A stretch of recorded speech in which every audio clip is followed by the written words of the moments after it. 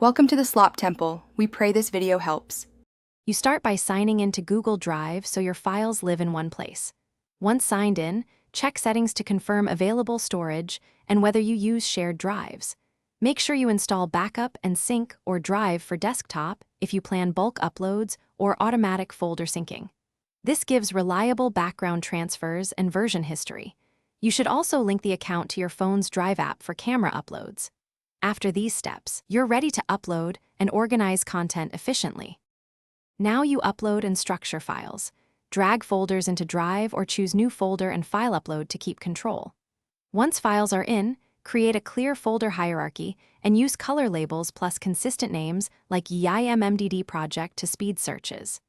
Enable offline access for key folders so you can work without internet.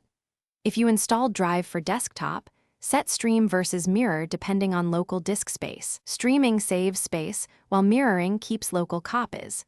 Make sure uploads finish before continuing. Complete the process by sharing and syncing.